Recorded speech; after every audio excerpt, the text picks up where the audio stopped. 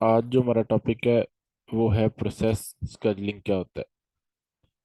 कल हमने प्रोसेस के बारे में पढ़ा था और प्रोसेस की स्टेट्स के बारे में डिस्कस किया था, और फिर प्रोसेस कंट्रोल ब्लॉक क्या होता है उसके बारे में हमने डिस्कस किया था। नेक्स्ट चीज़ है प्रोसेस स्केजुलिंग।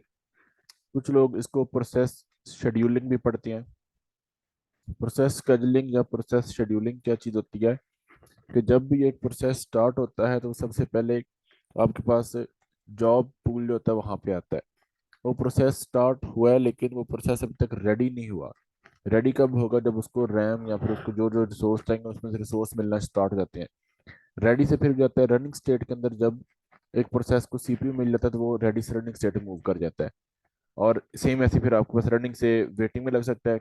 पॉसिबल है किसी इनपुट आउटपुट डिवाइस की वजह से या फिर किसी रिसोर्स की वजह से जो उसको अनअवेलेबल हो गया है। और फिर लास्ट में फिनिश होता है जिसको हम टर्मिनेशन भी कहते हैं। ये हमने कल चीजें सारी डिस्कस कर ली थी। नेक्स्ट जो चीज़ है वो है प्रोसेस स्केजुलिंग। प्रोसेस को शेड्यूल करना, प्रोसेस किस तरतीब में चलेगा। पहली बात तो प्रोसेस चलेगा कौन सा, जो प्रोसेस चलना है उसमें से क्या सीक्वेंस है, कौन सा टास्क पहले चलेगा कौन सा टास्क बाद में चलेगा, उसका जो सीक्वेंस होता है वो काउंट होता है प्रोसेस स्केजुलिंग के अंदर। अच्छा, प्रोसेस स्केजुलिंग के बारे में यहाँ पे थोड़ी डिटेल लिखी हुई है। Process scheduling is a technique that is used when there are limited resources and many process are competing for them। अब इसमें दो चीजें हम बात कर लेते हैं। पहली चीज है प्रोसेस क्या होता है। प्रोसेस हमारे पास, जैसे मैं ज्यूम करता हूँ कि हमारे पास एक फॉर एग्जाम्पल P1 प्रोसेस है, एक P2 है, ऐसे ही हमारे पास P3 है, अप टू सो ऑन मैं कहता हूँ मेरे पास अप टू Pn प्रोसेस है। ये प्रोसेसेस हो गए।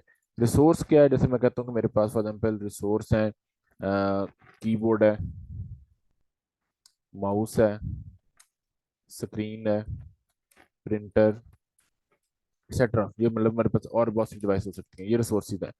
अब पॉसिबिलिटी है कि हमारे पास हर जो प्रोसेस है वो किसी ना किसी रिसोर्स के लिए compete कर रहा हो।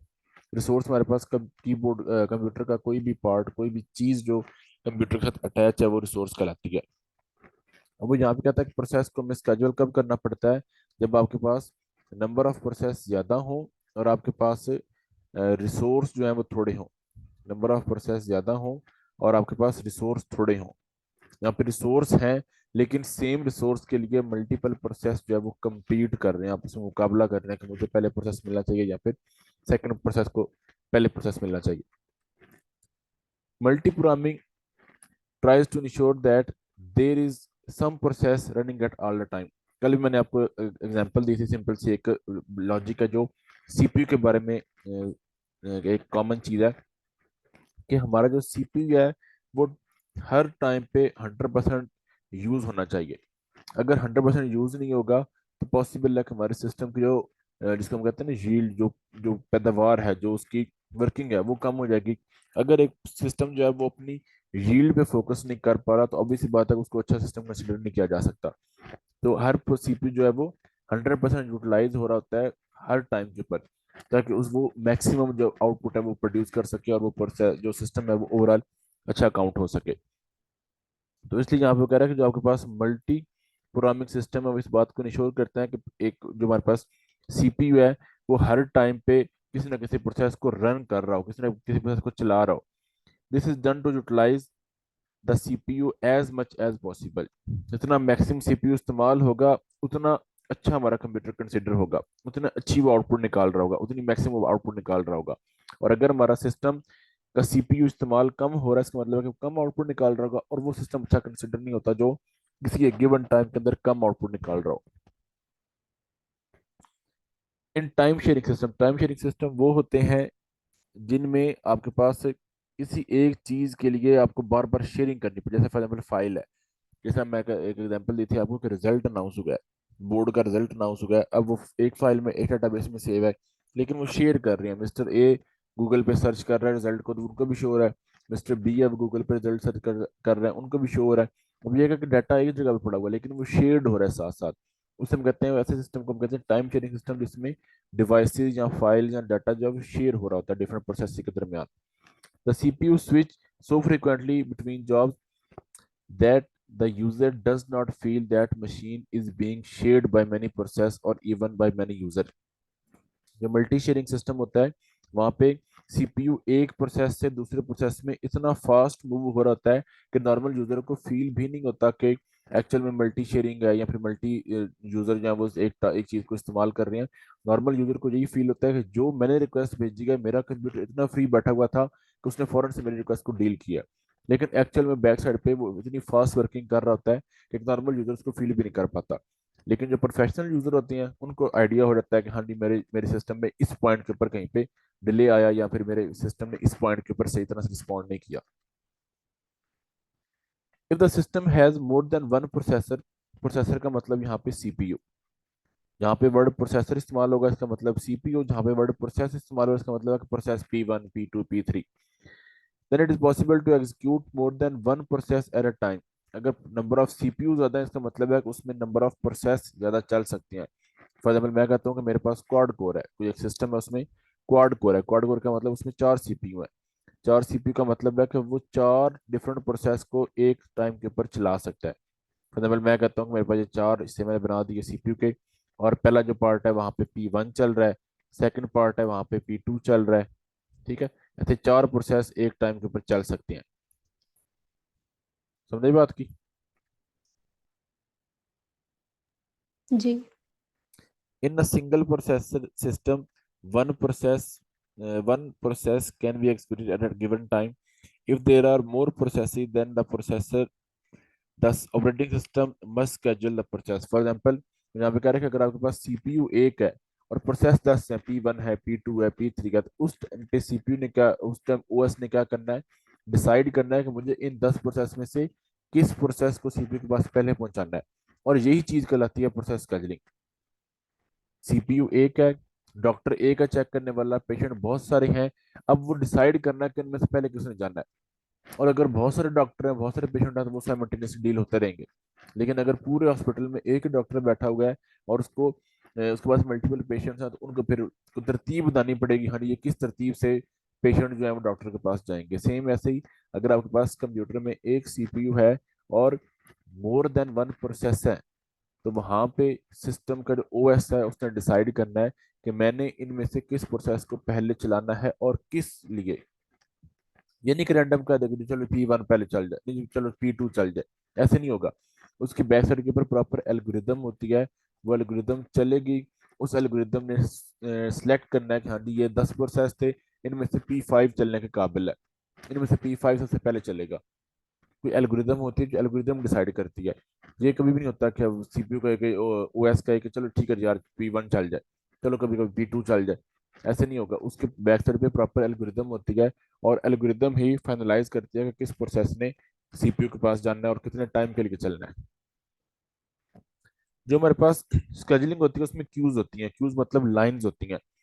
मतलब पहले जो पहली क्यू है उसमें नंबर ऑफ प्रोसेस ज्यादा होते हैं, फिर थोड़ी सी उसके अंदर वो क्या से कहते हैं, को छांटी करेगा खाली, इसमें से अब नंबर ऑफ प्रोसेस 10 थे, 10 में से अब ये तीन है, तीनों की वर्किंग सारी सेम ही है, तीनों की प्रायोरिटी सारी सेम है, तीनों इतने सेम इतने इंपॉर्टेंट है।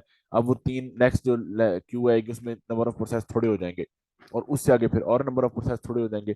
जैसे जैसे नेक्स्ट क्यू में प्रोसेस जंप करता है, वहाँ पे प्रोसेसर की तादाद थोड़ी हो जाती है, कंपटीशन थोड़ा हो जाता है, वहां पे फिर सीपीयू को मिलने के चांस ज्यादा हो जाते हैं। और जब जितनी ओल्ड क्यू में होगा उतने जो प्रोसेसर उसको सीपीयू को चांस मिलने कम होते हैं। सबसे पहले जॉब क्यू। जब आपके पास प्रोसेस जॉब पूल में आता है, तो एक्चुअल में वो जॉब क्यू का वेट कर रहा होता है कि उसको कतार में लगा दें, लाइन में लगा दें किसी तरीके से। तो पड़े हुआ जॉब पूल से वहां से वो पिक होना है, तो वो जॉब क्यू के अंदर लग जाना है। Each entering process goes into the job Q. जो भी एक नया प्रोसेस स्टार्ट हो रहा है वो सीधा जाएगा जॉब क्यू के अंदर। वहां पे कंपटीशन ज्यादा होगा और वहां से उसकी बारी आना पॉसिबल है कि काफी टाइम वहां पे लग सकता है। The processes in the job queue reside on the secondary storage and wait for the allocation of the main memory. जो भी प्रोसेस है वो वेट कर रहा है कि उसको मेन मेमोरी मतलब उसको रैम मिले। जिस प्रोसेस को रैम मिलती जाएगी वो इससे नेक्स्ट क्यू में जंप कर जाएगा जो कि है रेडी क्यू। और ये इस दरमियान में वो पड़ा हुआ कहाँ पे होगा, सेकेंडरी स्टोरेज मतलब हार्ड डिस्क पे। सेकेंडरी स्टोरेज वो स्टोरेज होती है जिसके ऊपर डाटा परमानेंटली सेव होता है। सबसे पहले प्रोसेस स्टार्ट होगा, फॉर एग्जाम्पल P1 है, वो स्टार्ट होगा, वो कब आएगा, वो सीधे जाएगा जॉब पूल के अंदर। जॉब पूल में वो तब तक रहेगा जब तक उसको रैम या फिर मेमोरी नहीं मिलती। मेमोरी मिलती गई, वो जॉब क्यू से जंप कर जाएगा रेडी क्यू के अंदर। यहाँ पे जो उसको वेट करना पड़ता है वो सबसे ज्यादा होता है। इधर जो वेट होता है ना उसको हम कहते हैं long term wait, long term scheduling, क्योंकि वहां पे वेट उसको काफी ज्यादा करना पड़ सकता है। जब रेडी क्यू मिल गई तो यहाँ पे क्या होगा, the set of all processes that are in the main memory are waiting for the CPU time to keep in kept in the ready queue. वो सारे प्रोसेस जिनको रैम तो मिल चुकी है, वो सारे प्रोसेस जिनको मेन मेमोरी या रैम मिल चुकी है, और अब वो वेट कर रहे हैं कि उनको सीपीयू पिक कर ले ताकि वो एग्जीक्यूशन की तरफ चलना शुरू हो जाए। ये सेकंड की होती है। यहाँ पे जो आपके पास वेट होता है वो थोड़ा होता है, जो प्रोसेस रैम में आ चुका होता है उसको सीपीयू जल्दी पिक कर लेता है, मतलब यहाँ पे उसको कम वेट करना पड़ता है। और फिर थर्ड है वेटिंग क्यू। वेटिंग क्यू का मतलब क्या है कि जब आपका प्रोसेस रनिंग से वेटिंग में जाता है, रनिंग स्टेट से वेटिंग स्टेट में जाता है तो वो वेटिंग क्यू में लग जाता है। अब वहां पे भी वेट का कोई मतलब मीडियम टर्म होता है, वेट उसका कंफर्म नहीं है। जिस चीज का वो वेट कर रहा है क्या पता वो वेरी नेक्स्ट सेकंड हो जाए, और क्या पता 1 घंटा गुजर जाए वो चीज ना परफॉर्म हो। जैसे मैंने कल आपको एग्जांपल दी थी कि मैंने फाइल रीड किया, मेरे सामने एक मैसेज शो हो रहा है, क्या पता मैं फौरन से एंटर कर दूं, और क्या पता मेरा यूजर यूजर का 1 घंटा ध्यान ही ना जाए उस चीज के ऊपर। तो जो वेटिंग होती है कि उसमें कोई कंफर्म नहीं है कि कम वेट होगा ज्यादा ज्यादा वेट होगा, उसमें हम कहते हैं कि मीडियम टर्म वेट होगा, कुछ केस में बहुत कम होगा और कुछ केस में बहुत ज्यादा होगा। फॉर एग्जाम्पल एक प्रोसेस है, वो चल रहा था, उसको प्रिंटर की जरूरत पड़ गई है। अब वो प्रिंटर का वेट कर रहा है, प्रिंटर फौरन से फ्री हो गया, प्रिंटर फ्री पड़ा हुआ था, वो वहां से आया वेटिंग क्यू में, और फौरन से प्रिंटर उसको मिल गया और वो फौरन से चलना शुरू हो गया। और ये भी हो सकता है कि जो प्रिंटर है वो कोई 1000 पेज प्रिंट कर रहा हो। अब जब तक वो 1000 पेज नहीं होते तब तक उसको वेट करना पड़ेगा, पॉसिबल है कि वो 1 घंटा उस बात में लग जाए। वेटिंग क्यों में बता रहा है, the set of process waiting for the allocation of certain IO devices. अब जिस तरह प्रिंटर है, प्रिंटर एक आउटपुट डिवाइस है, ये आपके पास आईओ डिवाइस का वेट कर रहा था नॉर्मली, और या फिर किसी इवेंट का वेट कर रहा था कि कोई एक्शन परफॉर्म हो, कोई बटन क्लिक हो या फिर कोई एक्शन परफॉर्म हो। ये सारी चीज इस पॉइंट पे ये सारे वेटिंग क्यू में मौजूद होते हैं। ये इनका सारी वर्किंग है कि जब भी एक प्रोसेस चलता है तो सबसे पहले आता है रेडी क्यू के जॉब क्यू के अंदर, जॉब क्यू से होकर उसने आना है रेडी क्यू में। कब, जब उसको मिलनी है रैम, रेडी क्यू में है, जब उसको मिलेगी रैम तो वो आ जाएगा रेडी क्यू में। रेडी क्यू से उसने जाना है सीपीयू के पास, सीपीयू से पॉसिबल है कि वो फिनिश हो जाए, एंड हो जाए, सीपीयू से पॉसिबल है कि वो फिनिश हो जाए, पॉसिबल है कि उसको किसी रीजन की बुनियाद पे उसको वेटिंग में लगा दिया जाए, और ये भी पॉसिबल है कि वो चल रहा था लेकिन कोई दरम्यान में इंटरप्ट आ गया तो उसको फिर दोबारा शुरू में लेकर आ गए। तो ये रीजन भी हो सकता है वेटिंग का। जो वेट होगा यहाँ पे शुरू में ये आपके पास होगा सबसे ज्यादा वेट, इसको हम कहते हैं लॉन्ग टर्म वेट। जो वेट उसको करना पड़ेगा रेडी क्यू में आने के बाद ये शॉर्ट टर्म होता है, और जो वेट उसको इधर वेटिंग में करना पड़ता है ये हमारा आपके पास मीडियम टर्म वेट होता है। 3 बातें यहाँ पे याद रखने वाली हैं। सबसे पहली बात है, जॉब क्यू क्या होती है, जब भी एक प्रोसेस स्टार्ट होगा तो सबसे पहले वो जॉब क्यू के अंदर आएगा। प्रोसेस P1 ने स्टार्ट होगा सबसे पहले जॉब क्यू में आएगा। यहाँ पे पॉसिबल है पहले बहुत सारे प्रोसेस यहाँ पे पड़े हुए थे, ये उनके साथ compete करेगा कि मेरी बारी आनी है।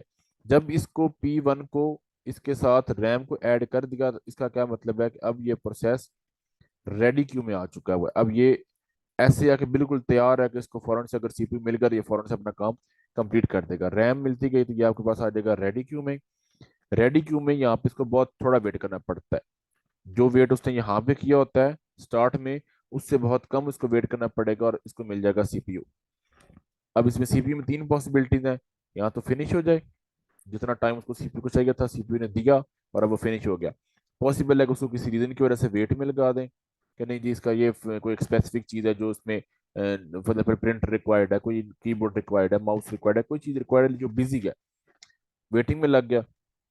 या ये भी हो सकता है कि दरमियान में कोई इंटरप्ट आ गया और उसको वहां से उठा के उसको दोबारा से रेडी क्यू में रख दिया ताकि नेक्स्ट टाइम पे दोबारा वो पिक हो जाए। ये सीक्वेंस है इसका। नेक्स्ट आपके पास स्केड्यूलर, वो जो मैं बात कर रहा था लॉन्ग टर्म और शॉर्ट टर्म, उसके बारे में बता रहा है कि प्रोसेस स्केड्यूलर एक्चुअल में होता है क्या, स्केड्यूल करना, शेड्यूल करना प्रोसेस को कि कब किस प्रोसेस ने कितने टाइम करके चलना है। अब process is place in different scheduling queues through out it's life time. Life time क्या होता है कि प्रोसेस के शुरू होने से लेकर प्रोसेस के फिनिश होने तक, प्रोसेस का न्यू स्टेट से फिनिश स्टेट तक जब तक वो नहीं जाता, ये आपके पास उसका लाइफ टाइम होता है। या कह लो एक और तरीका अगर इसमें बात मैं करूं कि स्टार्ट से यहाँ से लेकर ना, जो आपके पास सबसे पहले जॉब क्यू होती है, जॉब क्यू से लेकर फिनिश तक जब तक नहीं पहुंचता तब तक ये आपके पास ये उसके लाइफ टाइम होता है। The operating system must select a process from these queues in some way for scheduling purpose। वो कह रहा है कि रैंडम नहीं कि बस ठीक है अब पहले आ गई ये आ गया प्रोसेस को चला दो, सेकंड आ गया सेकंड को चला दो। कोई सीक्वेंस होगा, कोई एल्गोरिदम होगा। एल्गोरिदम होता है फार्मूला, उस फार्मूले में ओएस वैल्यूज पुट करेगा और उन वैल्यूज की बेस के ऊपर पिक होकर खानी ये प्रोसेस चलने वाला है और ये प्रोसेस वेट करेगा। The part of the operating system related to this decision making is called scheduler। हमने कल भी डिस्कस किया था scheduler क्या होता है। सिस्टम का वो हिस्सा जो डिसाइड करता है कि किस प्रोसेस ने अभी चलना है वो कहलाता है स्केजुलर। इसको कुछ लोग शेड्यूलर भी पढ़ते हैं। आप चाहे तो स्केजुलर पढ़ लें, चाहे तो आप इसको शेड्यूलर पढ़ लें। The algorithm used by scheduler is called scheduling algorithm. ये आगे हम पढ़ेंगे। चार होती हैं, चार में से कोई एक एल्गोरिथम हमारे पास चल रही होती है, फेमस चार है। तो चार में से सबसे फर्स्ट होती है FCFS, first come first serve. जो पहले आएगा वो प्रोसेस पहले चलेगा। फिर होती है शॉर्टेस्ट जॉब फर्स्ट, जो सबसे कम टाइम वाली जॉब है सबसे पहले चलेगी। फिर होती है प्रायोरिटी स्केजुलिंग और लास्ट पे होती है राउंड रॉबिन। प्रायोरिटी का मतलब जिसकी प्रायोरिटी हाई है वो पहले चलेगा, और राउंड रॉबिन में सबको सेम टाइम देना होता है। सबसे पहले long term स्केजर। Long term scheduler क्या है, वो वेट जो उसको जॉब क्यू से लेकर रेडी क्यू में आने तक वेट करना पड़ता है किसी प्रोसेस को, वो कहलाता है लॉन्ग टर्म। लॉन्ग टर्म स्केजर और job स्केजर is used to select a job or user program from job queue to the ready queue in the main memory। जब तक वो जॉब क्यू से उसको उठाकर मेन मेमोरी तक में लाने में या फिर रेडी क्यू में लाने तक का जो टाइम होता है वो लॉन्ग टर्म स्केजर होता है, वो ज्यादा टाइम होता है। The job become a process after it has been added to the ready Q.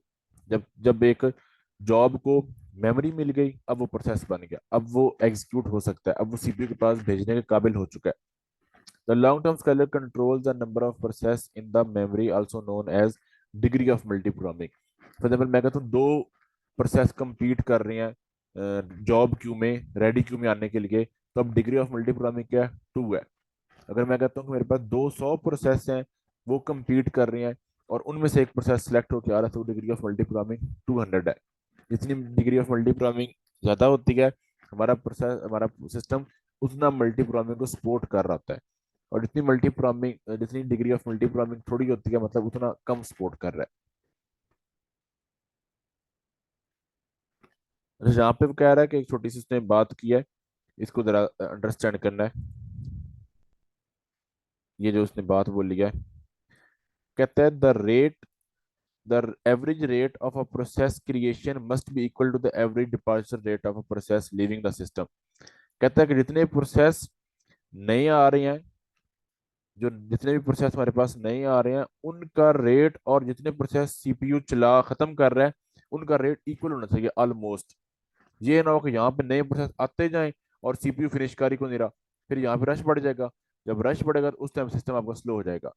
तो यहाँ पे जितने नंबर ऑफ प्रोसेस नहीं आने हैं वो डिपेंड कर रहे होंगे कि सीपीयू कितने प्रोसेस फिनिश करके निकाल रहा है अपने सिस्टम में से, ताकि ये बैलेंस रहे। जितने सीपीयू की कैपेसिटी है उतने प्रोसेस उसके पास आए और ओवरलोड ना हो, ओवरबर्डन ना हो। If the degree of multi programming is stable, उसको स्टेबल रखने के लिए हमें स्टेबल होकर सिस्टम हमारा स्मूथ चलेगा। जब डिग्री ऑफ मल्टी प्रोग्रामिंग बढ़ेगी तो वहां पे सिस्टम स्लो होना स्टार्ट हो जाएगा और हीट अप हो जाएगा सिस्टम।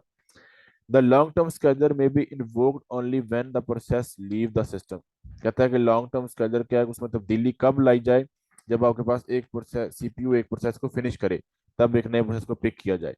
अगर एक सीपीयू प्रोसेस फिनिश नहीं कर रहा और नए प्रोसेस पिक भी होते जा रहे हैं, तो उसका इशू क्या है कि उससे आपका सिस्टम बर्डन हो जाएगा और सिस्टम आपका स्लो होना शुरू हो जाएगा टाइम के साथ साथ। सेकंड आपके पास शॉर्ट टर्म स्केजर। शॉर्ट टर्म स्केजर कौन सा है, वो स्केजलर जो कि रेडी क्यू और सीपीयू के दरमियान में होता है, इसको हम कहते हैं short term स्केजर।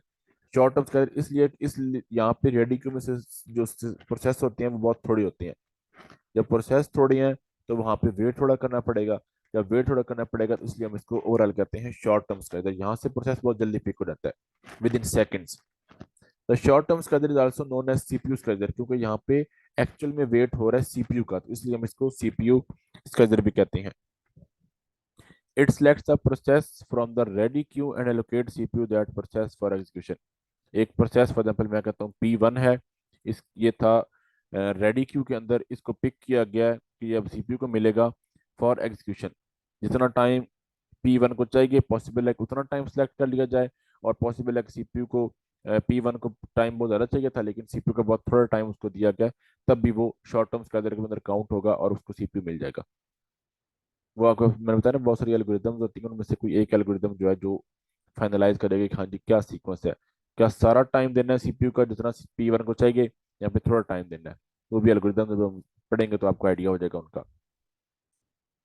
The short term scalar is invoked very frequently and must be very fast. ये वाला कहता है कि यहाँ पे शॉर्ट टर्म स्केलर क्या है कि वो हर बार थोड़ी देर बाद चेंज होता रहेगी उसकी वैल्यू। रीजन क्या है कि सीपीयू तो बहुत फास्ट होता है। सीपीयू एक सेकंड पॉसिबल है कि लाख प्रोसेस कंप्लीट कर दे, तो एक सेकंड में लाख बार फिर शॉर्ट टर्म स्केलर कॉल होगा ताकि नया प्रोसेस सीपीयू को मिलता रहे, ताकि सीपीयू की यूटिलाइजेशन 100% या फिर उसके करीब करीब रहे। समझाई बात की?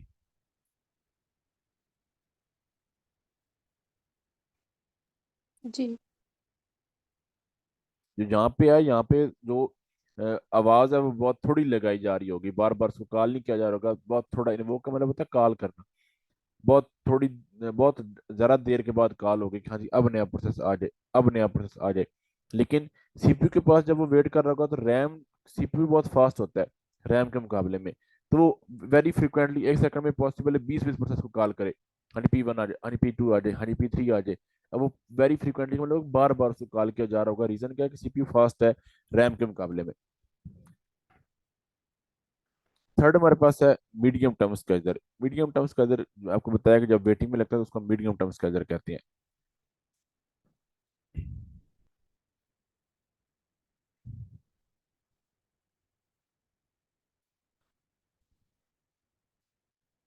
अच्छा, मीडियम टर्म स्केजर में बता रहा है remove process temporary from the main memory and place them into the secondary storage such as disk drive. Normally medium term scheduler क्या है कि किसी एक रीजन की वजह से एक प्रोसेस को रैम में से हटा दिया गया है और उसको सेकेंडरी स्टोरेज के ऊपर मूव करवा दिया गया है। वो रीजन मल्टीपल हो सकते हैं, जिस तरह मैंने आपको एक रीजन बताया कि वो किसी डिवाइस का वेट करना शुरू कर दिया उसने, या किसी फाइल का वेट करना शुरू कर दिया, या किसी डाटा का वेट करना शुरू कर दिया, किसी भी चीज के लिए वो वेटिंग में लग गया। It move back into the main memory when required.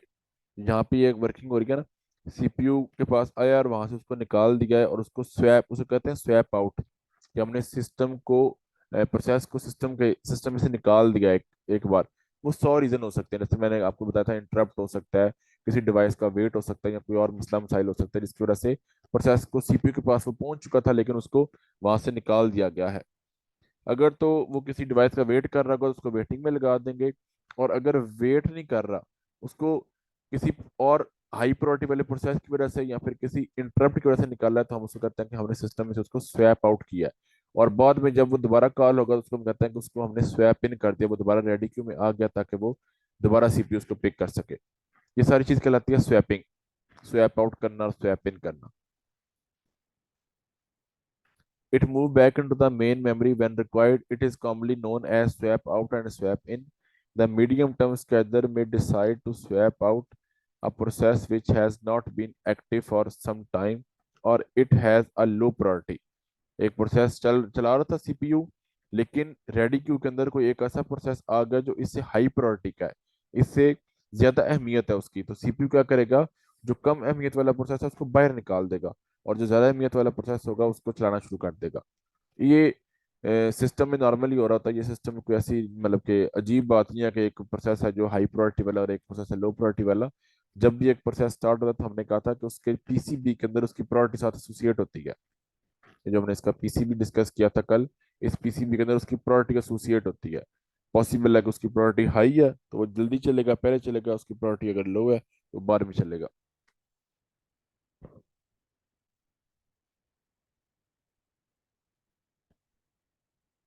It can also swap out a process that is taking up to a large amount of memory to free up main memory for other process. मतलब मैंने आपको बताया कि multiple reason हो सकते हैं, उसमें से एक रीजन और बता रहा है, कहता है कि एक प्रोसेस है वो जॉब पूल में था, वहां से उसने डिमांड की रैम की, उसको रैम मिल गई।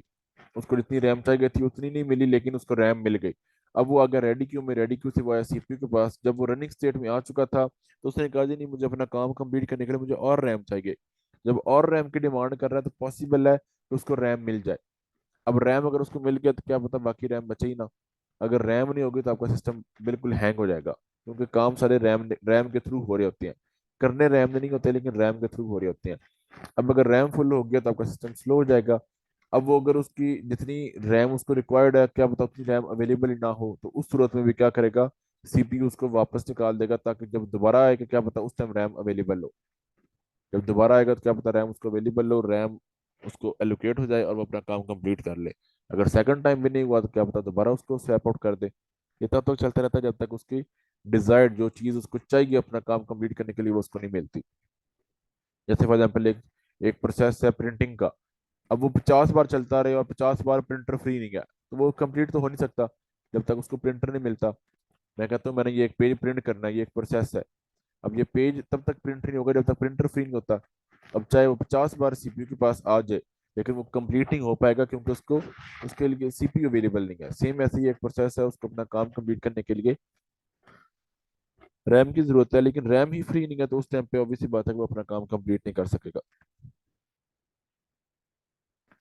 It swap in the process later when the main more memory is available, or when the process is unblocked and is not waiting for the resource. Multiple reason थे, उनमें से जो भी reason जिसकी वजह से वो उसको वेटिंग में लगाया था वो रीजन कंप्लीट होगा, तो उस टाइम पे सिस्टम वापस उसको स्वैप इन कर लेगा। समझाई बात की? जी। कोई इसमें क्वेश्चन? दो।